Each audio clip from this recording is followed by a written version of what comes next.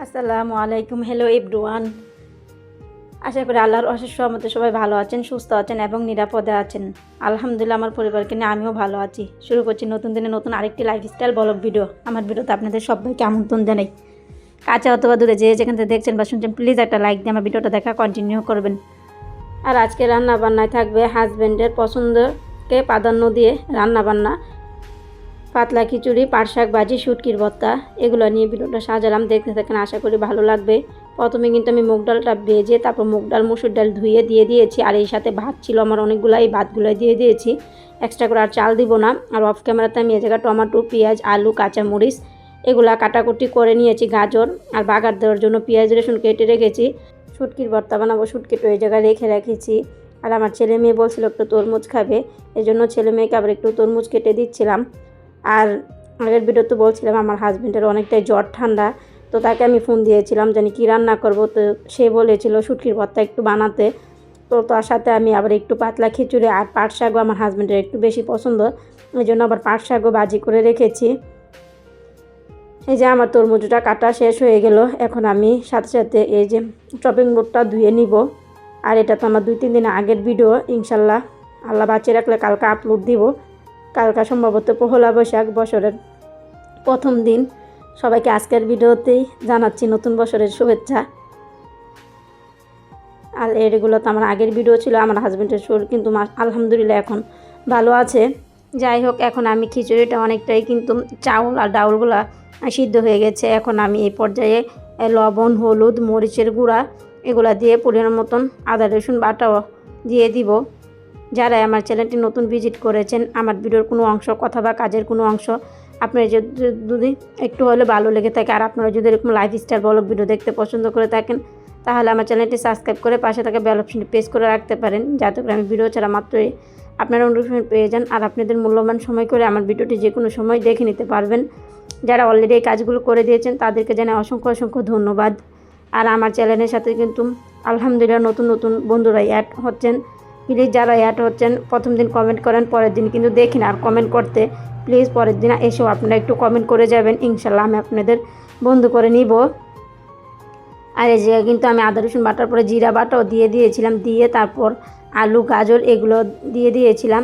আর কালকের আমার একটু গিলা কলিজা রান্না এগুলো ছিল অল্প একটু, এগুলো আমি খিচুড়ির মধ্যে দিয়ে দিয়েছি।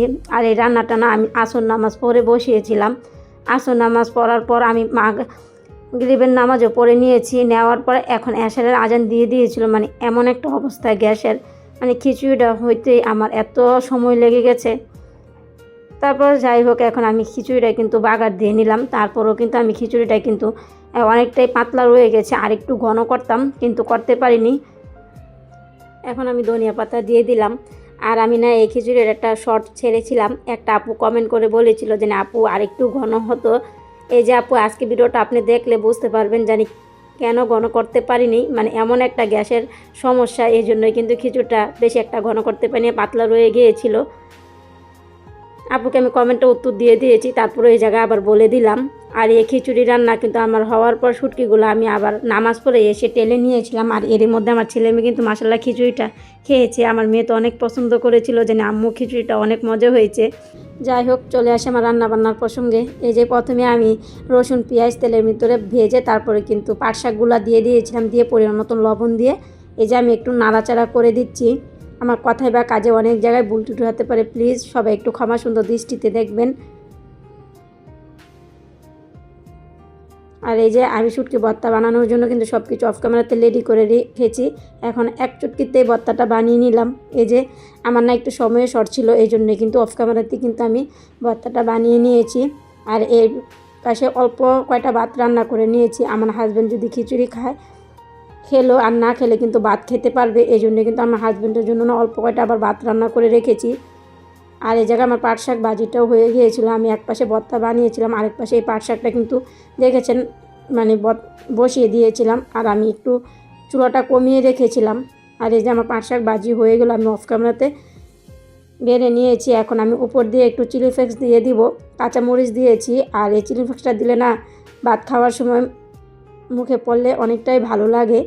আর এই যে আমার একদম রান্না বান্না শেষ করে কিচেনটা কিন্তু একদম পরিপাটি করে সুন্দরভাবে গুছিয়ে নিয়েছি। আর 2 দিন ভয়েস দিয়েছি না, অনেকটাই জড়তা কিন্তু কাজ করে নাই, একটানে ভয়েস দিয়েছি কিন্তু আজকে অনেকটাই আমার জড়তা কাজ করছে, মানে অনেক কেটে কেটে ভয়েসটা দিতে লাগছে। মাঝে মধ্যে এরকম হয় কেন আমি বুঝি না।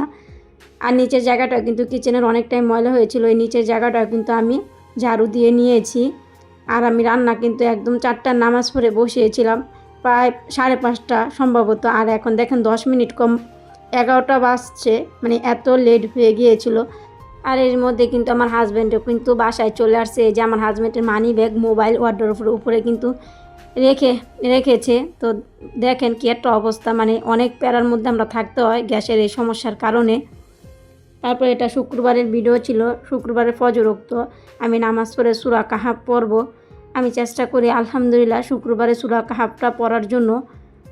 আমি সকালবেলা 2-3 পৃষ্ঠা পড়ে রাখি, তারপর জোহর নামাজ পড়ি, অথবা জোহর নামাজ না পড়লে আসর নামাজ পড়ে পুরোটা পড়ে শেষ করি। আলহামদুলিল্লাহ আপনারাও চেষ্টা করবেন নিজ দায়িত্বে থেকে সূরা কাহাফ শুক্রবারে তেলাওয়াত করার জন্য। সূরা কাহাফের অনেক ফজিলত শুক্রবারে পাঠ করলে। আমি তো চেষ্টা করি আলহামদুলিল্লাহ, শরীর স্বাস্থ্য ভালো থাকলে আমি কিন্তু সূরা কাহাফ আর প্রতি রাতে সূরা মুলক পড়ার চেষ্টা করি। জানি না আল্লাহর ইবাদত কতটুকু করতে পারি, এই দুনিয়ার কোনো কিছুই কিন্তু নিয়ে যেতে পারবো না, শুধু নিজের আমলটুকু ছাড়া।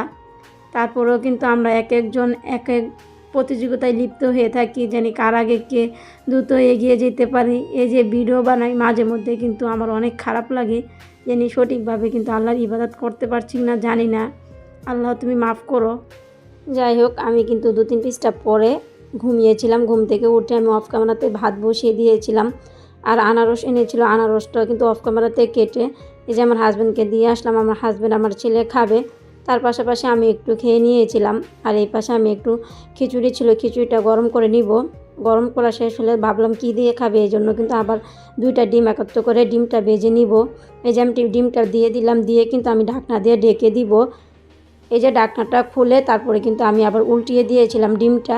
তারপরে এখন আমি ভাগ করে নিব, এটা দিয়ে কিন্তু খাওয়া হবে। আর তো আমার রাতে শাকভাজি আছে, ওইগুলো দিয়ে আমি খেয়ে নিব। বিকালবেলা আবার রান্না করব। ভিডিওর একদম শেষ পর্যায়ে চলে আসলাম, পরবর্তী ভিডিও দেখার আমন্ত্রণ জানিয়ে শেষ করছি আজকের মতন ভিডিওটা এখানেই। আল্লাহ হাফেজ, আসসালামু আলাইকুম।